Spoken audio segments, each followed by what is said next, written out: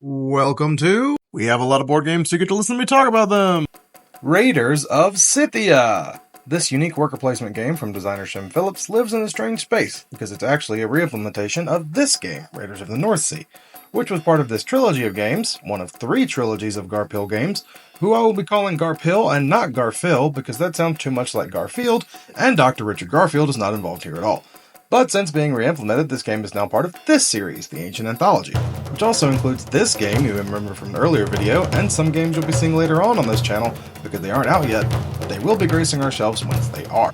But back to this game, Raiders of Scythia. In this title, you'll be playing as one of a number of heroes leading a band of spunky fighters on a raid across the ancient empires of Greece, Assyria, Persia, and Cimmeria. Each hero has a unique ability, and each crew member is a multi-use card, sometimes providing an ability when you put it into your crew, and sometimes an ability provided by playing and discarding the card, or another way we'll see later. Some of these also take effect when they are wounded, when they're killed, or when something specific happens. The uses of these cards are extremely versatile. This game is a worker placement game, and like all of the worker placement games from Shem Phillips, it takes worker placement to places it's never been before.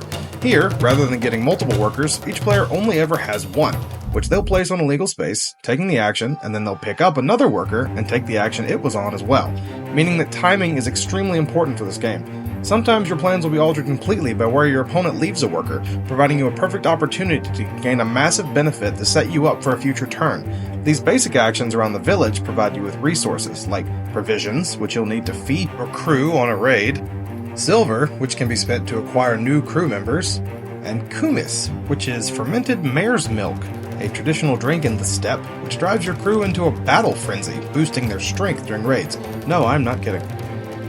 Looking around the village, you'll start to notice that some actions require workers besides the starting blue ones, or spaces that provide different actions for other colored workers. So how do you get them? Well, raiding, of course. Now, raiding is a fairly complicated process, but I'm going to try to break it down as much as I can. Once you've got your crew together, you're going to pick which space you want to raid, ensuring, of course, that the space matches the color worker you're trying to place there. Then you'll check a few things, like do you have the number of required crew members, and you'll need to pay any provisions listed as a cost. Some later raid spaces may also include wagons as a cost. Next, we're going to roll some dice. Each province lists the die you'll need to roll, and there's a breakdown of all the possible outcomes on these dice along the bottom of the board. Note that none of the provinces show yellow dice, which is because these dice are rolled anytime gold is involved. Greed leads only to bloodshed, after all. Depending on how many of the connected spaces have any amount of gold, you'll roll either 1 or 2 of the yellow dice, in addition to the required red and white.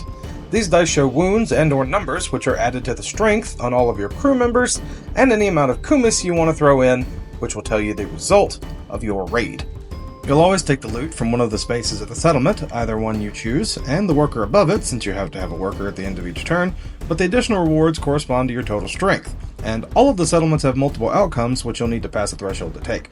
The lower ones usually punish you with wounds, and the higher ones typically give points. After removing the loot, flip the tile underneath to reveal a quest. These are also found on the spaces in the village that you need red and gray workers for. Intentional design, since the chieftain's tent is also the only space on the board that allows you to complete a quest. These offer additional in-game scoring if you can pay the required resources. The last thing you might get as a result of raiding is wounds. Each one of these blood drops corresponds to 1 wound, which will need to be placed on a member of your crew.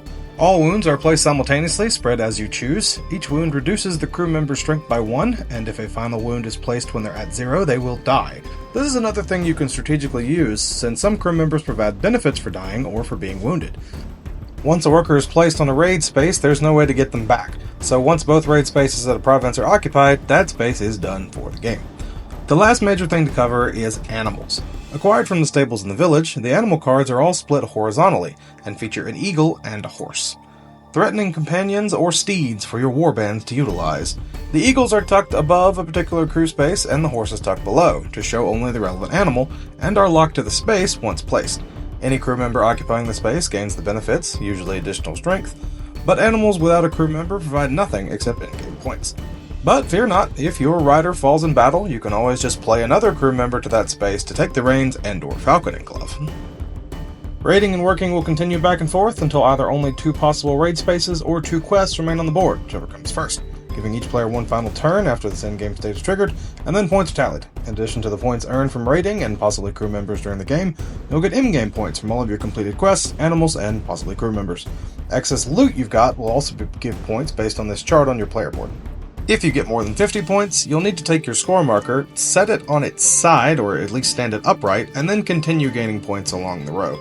If you gain more than 100, well, good for you, first of all, but you'll need to find another way to keep up with it. The game also offers a solo mode, in which you play against a couple of different leveled AI difficulty characters, and that has its own deck of AI cards explained in the back of the book to tell you what actions they take to simulate another player during their turn. Overall, Raiders of Scythia is a tight and interesting worker placement game with some very strategic timing decisions and gorgeous art from designers I trust. Highly recommend.